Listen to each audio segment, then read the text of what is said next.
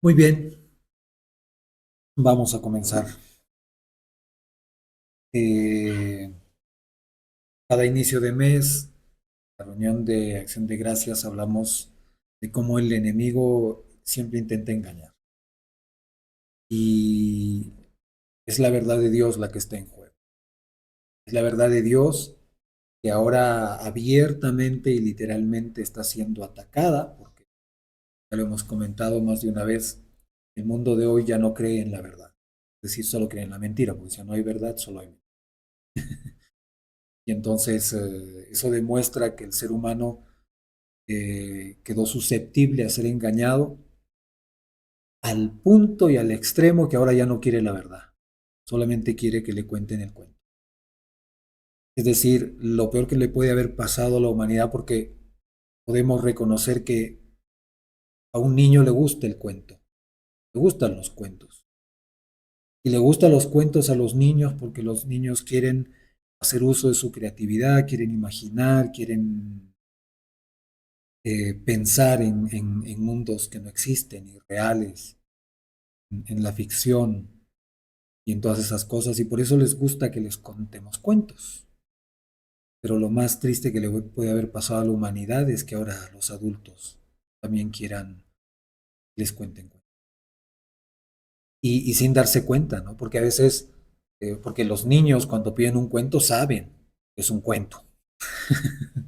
Saben que es un cuento, son conscientes, te piden, léeme un cuento, y ellos saben que es un cuento, que eso no existe, que no es real. Pero los adultos, no sé, porque mucha gente enciende la televisión para ver qué cuento me cuentan hoy, para ver qué me van a engañar hoy. Y comienzan a creer lo que no es verdad. Ese es el asunto. Y ya la verdad, para mucha gente la verdad no existe. Para mucha gente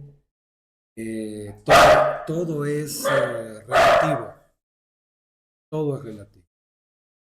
Y entonces, cuando ya la verdad no existe, entonces solo existe la mentira. Qué pena. Qué pena que solo quieran vivir de la mentira. Para mucha gente, es decir, hay mucha gente que hasta de alguna manera se adormece allí en series, todas mentira, pero van creyendo, o sea, realmente ven una serie con algún contenido, entre comillas, espiritual, mentiroso, pero porque la serie insinúa o porque la serie lo dice, lo van creyendo. O sea, si en una serie o en una película les hablan de universos alternos, ellos piensan que realmente existen los universos alternos porque la serie lo dice. Y son adultos, son gente pensante. Es decir, hay gente que piensa que se puede pisotear la ley y que no pasa nada y creen que es así. La gente ahora cree que es posible terminar impunes delante de un Dios que es juez justo. Mucha gente que piensa que puede jugar, puede hacer lo que sea de su vida y no va a pasar nada. Y así les han contado el cuento. Les han contado el cuento. Les han contado el cuento que pueden darle rienda suelta a sus emociones y a sus deseos y que no va a pasar nada. Es un cuento. Es más cuento que Papá Noel, pero lo han creído. Piensan que están bien. Hay gente que se ha creído el cuento que puede estar abiertamente en contra de Dios y no va a pasar nada porque Dios no existe. Es un cuento. Y no es así. Ser enemigo de Dios no es bonito. Todos los que han intentado alguna vez estar en posición de enemigos de Dios han terminado mal. Terminado mal. A veces más temprano, a veces más tarde, pero han terminado mal. ¿Cuánta gente vive engañada en religiosidades y en apariencias, pensando que Dios es una máquina a la que hay que apretarle ciertos botones para que te mire, porque si no aprietas esos botones, si no cumples con el ritual, si no cumples con la oración, si no cumples con el rezo, Dios no te mira? Esa es una ridiculez. Imagínense ni que Dios fuera una máquina expendedora para que le presione los botones y funcione. Así no es. Pero les han creído el cuento. Y viven creyendo cuentos. Y ese es el problema. Y de eso se trata estos temas. Porque es lo más triste que le ha pasado a la humanidad. Y uno de los versículos más tristes es este, justamente en Romanos 1:25. En el capítulo 1 de Romanos se habla de la caída del hombre. De la caída y de ese camino en bajada que el hombre escoge muchas veces. Es decir, va de mal en peor, en peor, en peor, cada vez peor. Porque se aleja de Dios, se aleja de la verdad y lo único que logra al alejarse de Dios y al alejarse de la verdad es empeorar la situación. Esa es la verdad. Eso es lo único que logra, empeorar la situación. Pero así vive, así se han acostumbrado a vivir. Y aquí ya Romanos, es decir, Pablo, pocos años después de Jesús, está mostrando esta verdad. Y como digo, es uno de los versículos que a mí me parecen de los más tristes. Eso retrata lo que es el ser humano de hoy. Ya desde esa época, pero hoy la cosa está peor. Dice, ya que cambiaron la verdad de Dios por la mentira, honrando y dando culto a las criaturas antes que por el cual es bendito por los siglos. Dejaron, cambiaron. O sea, usted, no sé, si tiene algo valioso, lo puede cambiar por algo que no vale. Es razonable, es lógico que usted diga esto que es muy valioso, lo voy a cambiar por esto que no vale nada. O sea, es una necedad. Nadie haría eso. Pero eso es lo que ha hecho la humanidad. Cambiaron la verdad de Dios por la mentira. Y ahí están, yendo cada día más abajo, más al fondo. Tan al fondo que están a punto de llegar a los infiernos. No se dan cuenta. Ver mentira en lugar de buscar. Bueno, y recuerden que todo esto lo estamos analizando en la misma Biblia, en la historia bíblica. Estamos yendo desde el Génesis en orden cronológico hasta donde tengamos que llegar, hasta el Apocalipsis algún día, ya varios años. Y justamente por eso llamamos a esto la verdad del engaño, porque el engaño comenzó con Adán y Eva cuando decidieron dejar de escuchar a Dios y de preguntarle a Dios. Comenzaron a escucharle al enemigo y a creerle al enemigo. Y terminaron haciendo lo que nunca debieron hacer. Y desde ahí la humanidad tiene esa tendencia, le gusta más el cuento que la verdad. Y es que la verdad a veces es dura, pero el cuento es ilusión. Y entonces viven ahí en la ilusión de que el cuento sea verdad, pero no quieren darse cuenta de la verdad. Y no quieren darse cuenta que su ilusión es eso. Es como vapor de agua, como neblina. Un rato está, pero después ya no está. Y hoy vamos a hablar de un cuento que el enemigo nos cuenta todos los días, en cada momento, en cada situación. Él siempre nos trata de llevar hacia este cuento que es el miedo. Y es un cuento. Y es un cuento, pero es un cuento riesgoso. Ahora, el miedo es real, ¿eh? Dios ha permitido que dentro de nuestras emociones aparezca el miedo como una voz de alarma, como una voz de alerta, un decirnos, hey, un momentito, piensa, es correcto lo que estás haciendo, estás yendo al camino seguro, estás tomando una buena decisión. Y el miedo está para eso, para alertarnos, para decirnos, ten cuidado, hay un riesgo aquí delante si no eres sabio, si te dejas influenciar o si no te proteges o si no te cuidas, puedes cometer errores. Y entonces el miedo está allí y funciona bien. El problema es cuando ese miedo se queda allí. Y se queda allí, comienza a manipular y comienza a dar nuestra vida. Allí tenemos. Y lo vamos a analizar justamente donde nos quedamos en la historia de David y el rey Saúl, cuando Saúl comienza a perseguir y aquí está justamente David huyendo de Saúl. Primera de Samuel 23. Miren lo que pasó. Dense cuenta de la circunstancia y de cómo el corazón del hombre se deja engañar muy fácil. Dieron aviso a David diciendo, he aquí que los filisteos combaten a Keila y roban las eras. Keila era un lugar cercano de donde ellos estaban y le llega la noticia, los filisteos, los enemigos eternos de Israel, bueno, en realidad no eternos porque fueron destruidos, pero ahora se han creado nuevos y se han puesto el nombre de filisteos. ¿No sabe quiénes son? Pues resulta que Palestina significa filisteos. Entonces, todo el lío que hay ahí en casa es de los nuevos filisteos. Se llaman palestinos, pero eso significa filisteos. He aquí que los filisteos combaten a Keila y roban las eras. Y David consultó a Jehová. ¿Qué hizo David? Buscó a Dios. Buscó a Dios para consultarle, para decirle, Señor, ¿qué hacemos? Y eso deberíamos hacer nosotros siempre. Ay, pero si yo no lo oigo, no lo oyes porque no quieres. ¿Alguna vez has oído tu conciencia? Seguro que sí. Entonces sí puedes oír a Dios. Porque Dios muchas veces te ha hablado a través de la conciencia. A veces has escuchado esa vocecita que te ha dicho esto no es a Dios. Sí puedes escuchar a Dios. Cada vez que por ahí nos da esa sensación de algo no anda bien, esto no me gusta, ese es el momento de ponerse en las manos de Dios y decirle, Señor, háblame. ¿Qué estoy haciendo mal? ¿O qué estoy a punto de hacer mal? ¿Qué decisión equivocada estoy a punto de... David consultó a Jehová diciendo, ¿iré a atacar a estos filisteos? Una buena pregunta.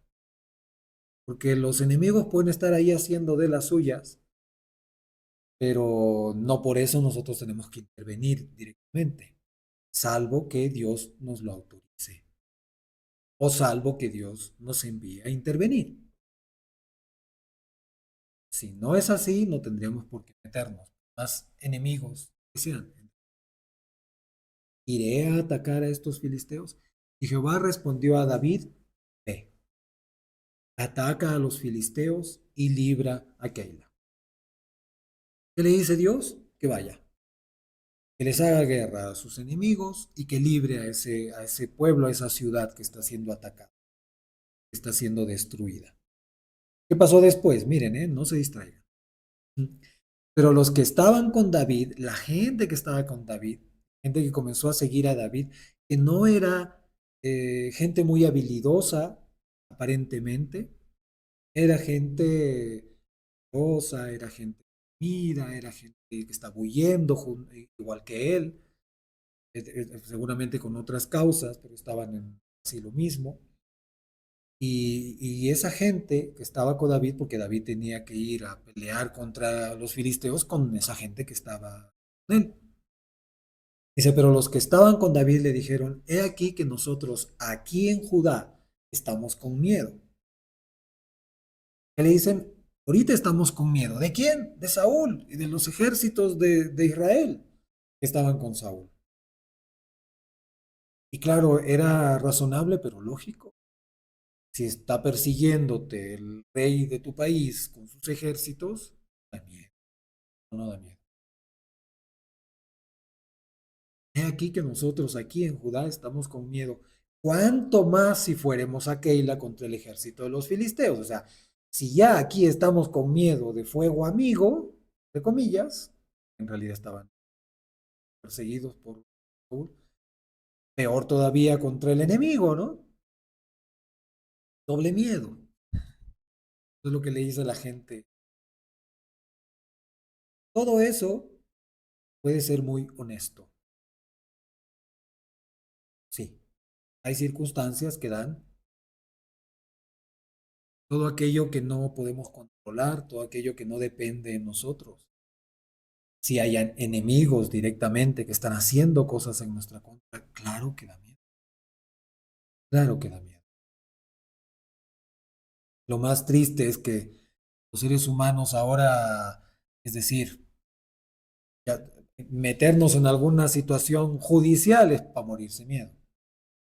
Meternos en algún asunto de salud también es para morirse miedo, porque hay cada comerciante de la salud que depende en qué mano caes, ¿no?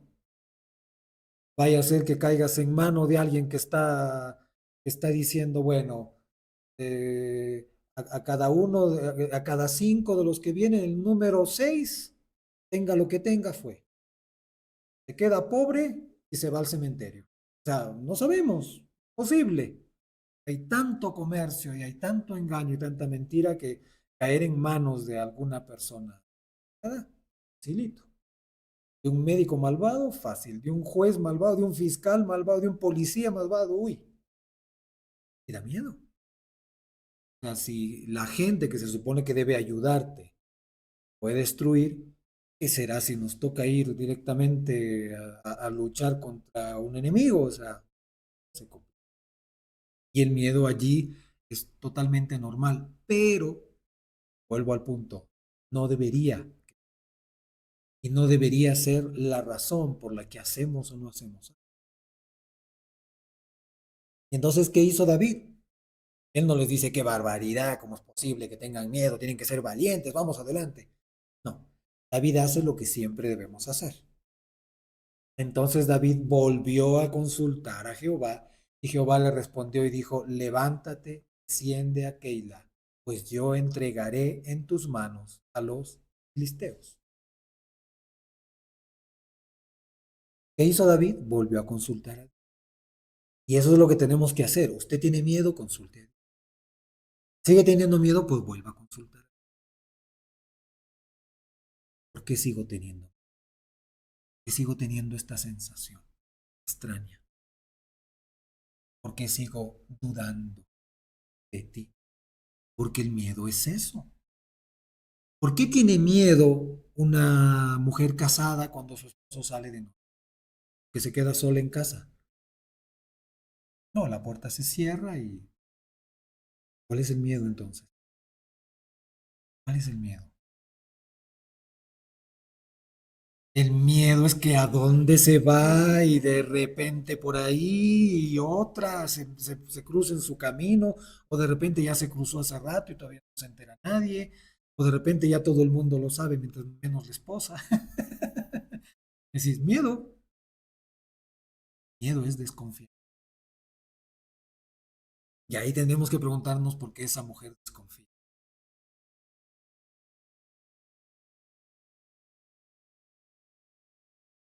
¿Le habrá dado, le habrá dado motivos para desconfiar? Quizás. O quizás la mujer está exagerando la nota y es exageradamente celosa y necesita ayuda psicológica y espiritual, seguramente puede ser también. Pero también puede ser lo otro, de repente su pareja le ha dado. De repente el amor que le promete de labios para afuera, delante de la gente, pero a solas no es lo mismo. Entonces duda, entonces desconfía. Sí, yo te amo, pero como yo te amo, te bajeo cada vez que nadie me ve.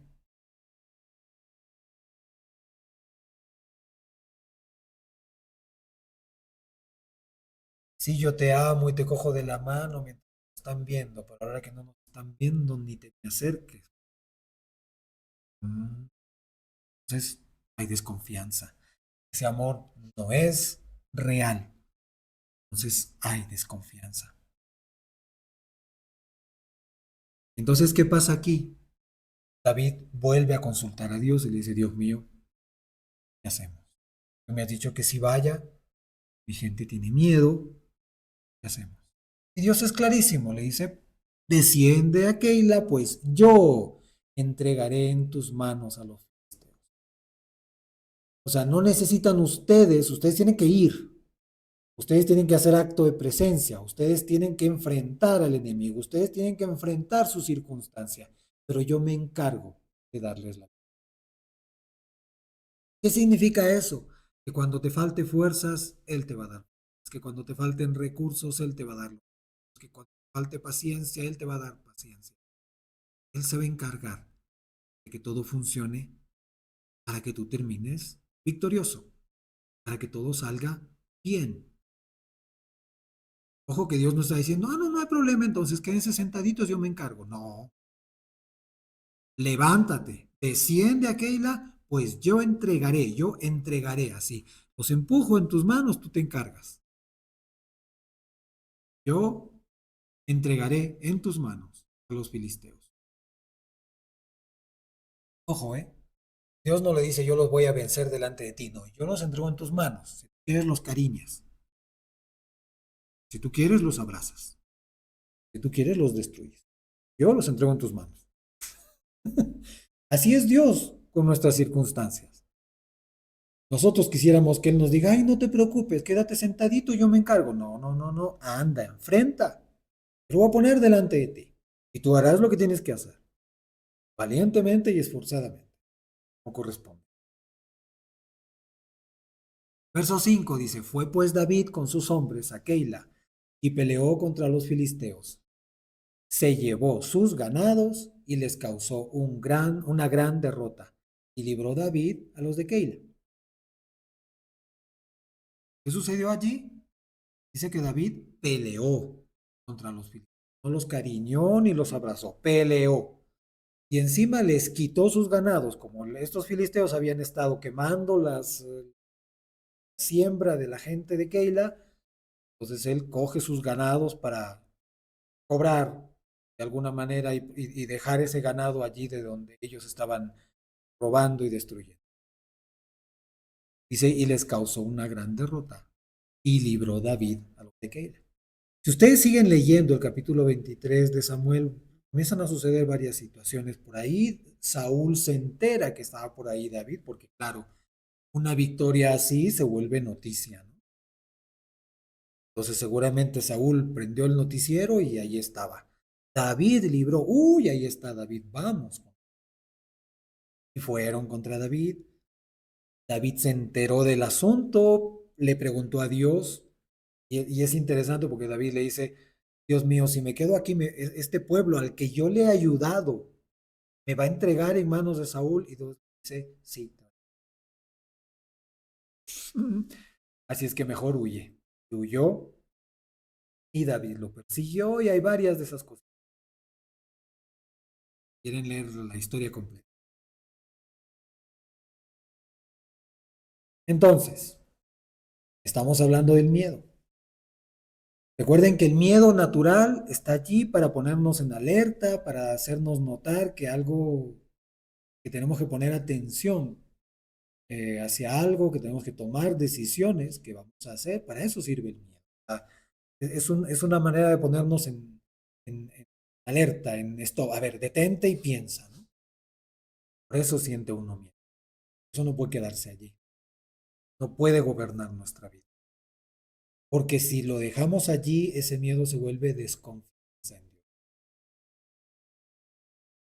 Es decir, si yo sigo teniendo miedo de hacer algo, en el fondo es porque estoy desconfiando de Dios. Estoy como esa mujer que tiene miedo cuando su esposo sale porque tiene miedo que le esté engañando.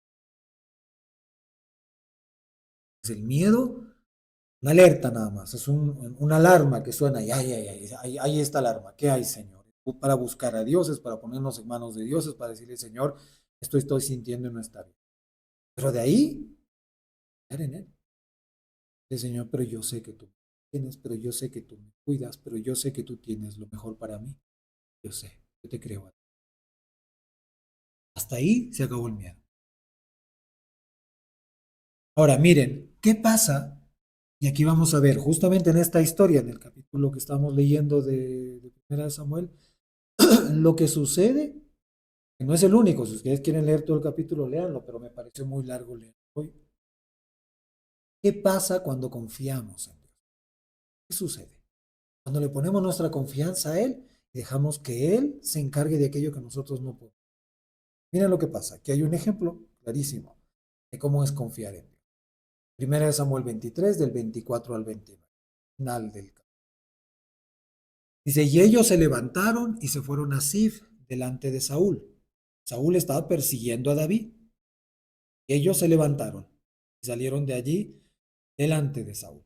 Prácticamente Saúl estaba allí, a la vuelta de la esquina. Pero David y su gente estaban en el desierto de Maón, en el Arabá, al sur del desierto. David estaba escondido en el desierto. Y Saúl se levanta contra él. ¿Y qué pasó? Y se fue Saúl con su gente a buscarlo, pero fue dado aviso a David y descendió a la peña y se quedó en el desierto de Maón. Cuando Saúl oyó esto, siempre hay un chismoso, ¿no? Y llega siempre al oído del malvado los chismes. Y cuando Saúl oyó esto, siguió a David al desierto de Maón. Y Saúl iba por un lado del monte y David con sus hombres por el otro lado del monte. Y se daba prisa David para escapar de Saúl, mas Saúl y sus hombres habían encerrado a David y a su gente. ¿Qué pasó? Estaba David huyendo de Saúl. David se daba prisa para intentar escapar, pero Saúl, todo el ejército que era más numeroso, ya los había cercado, ya los tenía rodeados. ¿Qué opciones tenía David? ¿Cuál era su opción? Si tus enemigos te han rodeado y quieren matarte, ¿cuál es tu opción? Solo Dios te puede ayudar, no hay otra opción. No hay otra opción, solo Dios. Miren lo que pasó.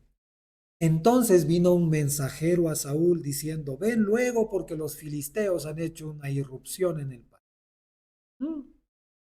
Justo cuando Saúl lo tenía rodeado a David, llega otra noticia. El enemigo entró al país. ¿Qué tuvo que hacer Saúl? Encargarse de ese problema. Volvió por tanto Saúl de perseguir a David y partió contra los filisteos. Saúl no sabía que ya lo tenía cercado, ¿eh? Pero Dios sí. Dios sí sabía que Saúl ya lo tenía a David cercado. Ya David estaba, ya fue, no tenía opciones. ¿Qué hace Dios? Hace que algo suceda para atraer la atención de Saúl y hacerlo salir. Y se volvió por tanto Saúl de perseguir a David y partió contra los filisteos. Por esta causa pusieron a aquel lugar por nombre Selahamot, que significa peña de las divisiones. Entonces David subió de allí y habitó en los lugares fuertes. Eso sucede cuando uno pone su confianza en Dios. Aunque parezca que todo está en tu contra, aunque parezca que el enemigo que ya fuiste, que ya te rodearon, que ya no tienes salida. No ha puesto su confianza en Dios, Dios. Y Dios se encarga de hacer lo que nosotros ni siquiera esperamos. Yo no sé si David era consciente que ya estaba rodeado. Probablemente sí. Pero el que sí lo tenía claro era Dios. Por eso es que lo escribe Samuel. O el profeta de Dios les escribe la historia. Porque Dios sí sabía que David estaba rodeado. Pero Dios movió su mano y las cosas, las circunstancias cambiaron a favor de David. Alguien podría decirme, oye, pero ¿por qué no Dios mejor lo cogía a David, lo ponía, no sé, en así como puso a Jonás en el vientre de una ballena, Dios podría, no sé, haber hecho un módulo lunar ahí en la luna, llevar a su gente, ponerlo ahí lejos hasta que muera Saúl y asunto resuelto? No, Dios no trabaja. Dios no trabaja. Dios quiere que cada uno siga enfrentando su circunstancia de la manera correcta. Pero para enfrentar nuestras circunstancias de la manera correcta necesitamos dos cosas. Buscar a Dios y confiar. Buscar dirección de Dios y confiar. Y Él hace. Claro. Así de sencillo. Él sabe en qué momento mueve sus fichas. Él sabe en qué momento nos libra del enemigo. Él sabe en qué momento nos hace salir victoriosos. La mejor manera de vencer el miedo. Pero para poder confiar en el Señor, así como esa mujer, para que se quede confiada en su casa porque su esposo salió de noche, lo que necesita es tener esa seguridad de que su esposo es fiel, que su amor es honesto, es real. Lo mismo nos pasa con Dios. La única manera de que podamos confiar en Él es estando seguros. Seguros de su amor y seguros de que nosotros estamos haciendo lo correcto, porque si estamos haciendo cosas que no convienen, no vamos a decir, ay, o sea, imagínense ustedes un ladrón que está dispuesto a matar por robarse, no sé, un auto y le pide a Dios, ay Dios mío, ayúdame. Puede ser que en su engaño él piense que Dios le va a ayudar, pero Pablo seguramente le ayuda, pero o sea, lo más probable sí, es que si Dios interviene, viene la policía y lo encuentra con las manos. Es la verdad. Pero si nosotros estamos seguros que estamos haciendo lo correcto, que estamos consultando a Dios, que estamos buscando a Dios y estamos seguros de que Él nos ama, amas. Ahora, si no estás seguro de su amor, pues asegura. Y si no estás seguro de que estás haciendo lo correcto, pues asegura. Y para eso busca a Dios. Para las dos cosas tienes que buscar. Estar seguros que estamos haciendo lo correcto y para estar seguros. Y luego, ya, nada más. Dice primera de Juan 4:18. Dice, en el amor no hay temor. Claro, si esa mujer ama a su esposo y su esposo la ama y es honesto y la mujer lo sabe, el esposo sale y la mujer se va a dormir tranquila.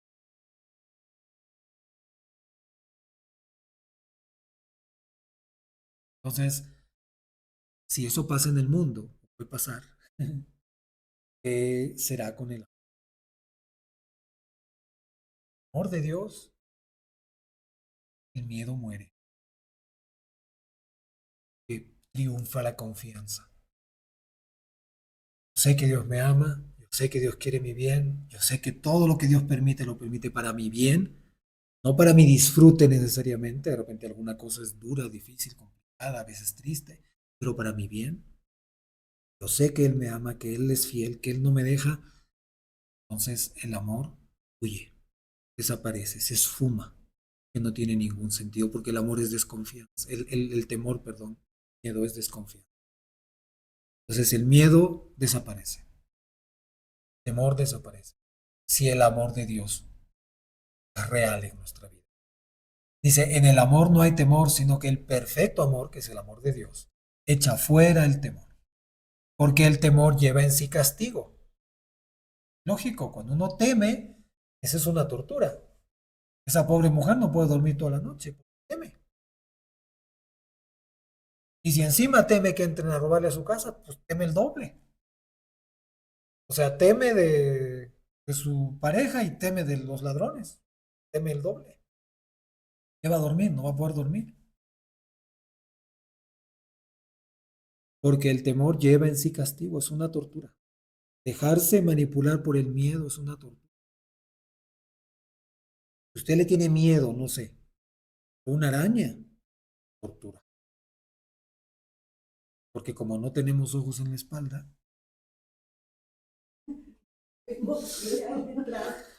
¿qué habrá detrás?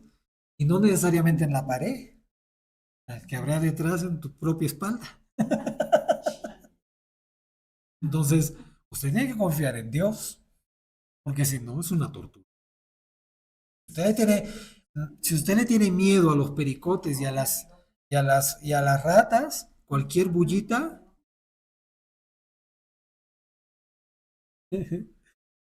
cualquier bullita, si usted le tiene miedo a un pericote o una rata, o sea, el temor, el miedo es una tortura. Si usted le tiene miedo a la violencia en la calle, todas determinadas horas se mete al pie de su cama. Y si alguien sale de su casa que está comiendo las uñas, tomando agua de azar, ¿qué? El miedo, el temor es una tortura si es que comienza a gobernar. Se dice ahí, porque el temor lleva en sí castigo, de donde el que teme no ha sido perfeccionado en él. Y eso es lo que tenemos que hacer, buscar a Dios y decirle, Señor, si tengo miedo, es porque todavía no me dejo llenar de ti, porque todavía dudo, porque todavía siento que algo anda mal. De repente es real, de repente yo sé que no estoy en buena relación con Dios, que estoy haciendo cosas que a Dios no le. Entonces, pero aún en esa circunstancia te equivocas, porque la palabra de Dios dice que no hay nada creado en el cielo o en la tierra, y no hay nada que te puede apartar del amor de Dios. Es decir, aunque tú te estés equivocando, el amor de Dios es real, es firme, es estable y no cambia. Entonces, ¿puedo hacer de mi vida lo que quiera? No, porque tú mismo vas a sufrir las consecuencias. Pero lo que no puedes olvidar es que el amor de Dios está allí. Él te ama y punto, porque lo decidió, no porque depende de lo que hagas o no hagas, digas o no digas, pienses o no pienses, no. Dios te ama. Eres tú que al hacer, al decir o al pensar te apartas de su amor es otro asunto. Eres tú el que se aparta. Es Dios el que deja. Entonces, si hay duda ahí, pues resuélvelo. Corre a Dios y dile, Dios mío, creo que algo anda mal entre tú y yo porque tengo miedo. Estoy temiendo el lugar. Resuélvelo. O, Señor, de repente estoy haciendo algo que no está bien y no me doy cuenta y entonces algo está roto. Dime que me estoy equivocando. Y disponte a escuchar. Dios te va a hablar. No necesariamente audiblemente lo puede hacer. De repente te va a hablar así como te ha hablado tu conciencia más bien. O de repente te va a hablar usando otro tipo de sensaciones. Todo lo que Dios ha creado, todas nuestros sentidos, Dios los puede usar para decirnos. O puede usar a otra persona. O puede usar una burra como algún personaje bíblico le pasó. Su burra le habló, porque era burro, quería oír. La burra tuvo que hablar. Entonces, no tengamos miedo, Dios nos quiere hablar. Solamente estemos dispuestos a escuchar y a ser sorprendidos de sus respuestas. En la mayoría de las veces es esa vocecita que está aquí, que hemos percibido más de una vez. Ser claro. Entonces, déjate amar por Dios. Y eso sí, ordena tus caminos. Ordena tus caminos. Para que estés seguro que estás haciendo lo correcto y puedes confiar en Dios y Él se va a encargar y se va a encargar. Porque no va a suceder nada en contra. ¿De acuerdo? Muy bien, entonces. Mejor es permanecer confiando en el Señor, reconociendo que Él siempre tiene el control y tiene la última palabra, y Él es el que decide qué es lo que va a suceder. Él. Dice ahí, el miedo puede convertirse en una trampa que nos llena de desconfianza. Y lo peor que podemos hacer es desconfiar en el Dios soberano, poderoso, lleno de amor que tenemos por. Vamos a orar. Padre precioso y maravilloso, te damos gracias por tu verdad. Te damos gracias por tu amor, que nunca cambia, que nunca deja de ser. Tú eres amor. El día que no hay amor tuyo, significaría que tú ya no existes y eso no va a suceder. Pero es eterno. Tanto tu amor es eterno. Y dice tu palabra que nada ni nadie nos puede apartar. Somos nosotros los que a veces cerramos nuestro corazón a tu amor, cuando nos encaprichamos en nuestras necedades, haciendo cosas que no convienen. Pero somos nosotros los que cerramos la puerta a tu amor, no eres tú. Pero sí, a veces, Dios del cielo, quizás por experiencias en este mundo, quizás hemos aprendido más a desconfiar que a confiar. Quizás quienes nos han declarado amor nos han engañado, nos han contado y nos hemos dado cuenta. Y ahora dudamos. Pero tu amor es distinto, Señor. Pero nuestro corazón puede ser que aún dude. Por eso estamos aquí, para pedirte que tú nos ayudes y nos enseñes a dejarnos amar por ti, a confiar en ti, a permitir que tu amor lo llene todo, a permitir que tu amor nos dé esa seguridad que necesitamos, a permitir que tu amor haga posible lo imposible en nuestras vidas y quite todo miedo, todo dolor, la herida, todo vacío. Enséñanos y ayúdanos, Señor, a rendirnos delante de ti, rendirnos a tu amor, y permitir que tu amor nos impregne para que no haya desconfianza, para que no haya duda, para que no haya temor, para que no haya miedo. Y enséñanos también a ser responsables delante de ti y a buscarte a ti antes de cada decisión, antes de cada circunstancia que tengamos que enfrentar, para que tengamos la certeza que tú estás con nosotros cuidándonos.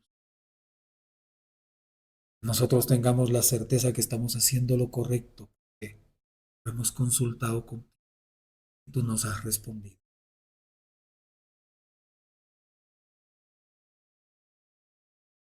Para que cada vez que enfrentemos cualquier circunstancia o tomemos cualquier decisión, tengamos esa paz en el corazón, que solo viene de ti, que nos estás respaldando, que estamos haciendo tu voluntad. Pero no esa paz de sensación humana que dura poco, esa paz eterna, no cambia, que permanece para siempre.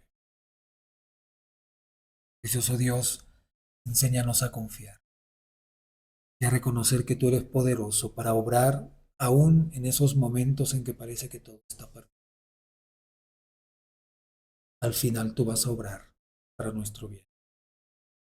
Quizás no vamos a entender el resultado por un tiempo, pero pasado el tiempo nos daremos cuenta que estuvo bien, que fue lo mejor, porque tú no te... Precioso Dios, gracias por ser fiel. Gracias por tu amor. Y gracias por enseñarnos a confiar. Padre, yo te doy gracias por cada familia representada en esta reunión. Te doy gracias por cada persona que pueda en algún momento escuchar esto que hemos. Dale la oportunidad desde su corazón buscarte a ti, voltear la mirada a ti, Señor, y que puedan con sus propias palabras desde su corazón decirte, Jesús, te necesito. Necesito que vengas a mi vida. Necesito que toques mi vida. Necesito que entres a mi vida. Necesito que perdones mis pecados, mis errores. Necesito que me regreses al camino. Necesito ser lavado por ti, sanado por ti, restaurado por ti. Necesito, Señor, ven a mi vida. Toma tú el control. Sé tú el Rey y el Señor. Que tu amor llene mi vida, como tú has planificado desde el principio para mí, y que pueda confiar en ti todos los días, desde ahora y para siempre.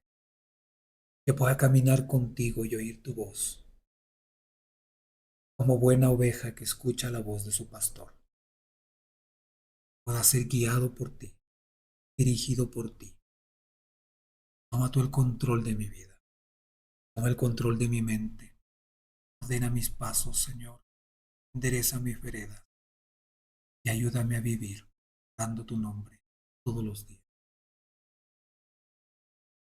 Que puedan, Dios del cielo, hacerte esa oración con sus propias palabras y darles la oportunidad de comprobar cuán grande, poderoso y maravilloso eres tú, al venir a su encuentro y transformar su vida. Gracias te damos, Padre. En el nombre de Jesús quedamos contigo. Amén.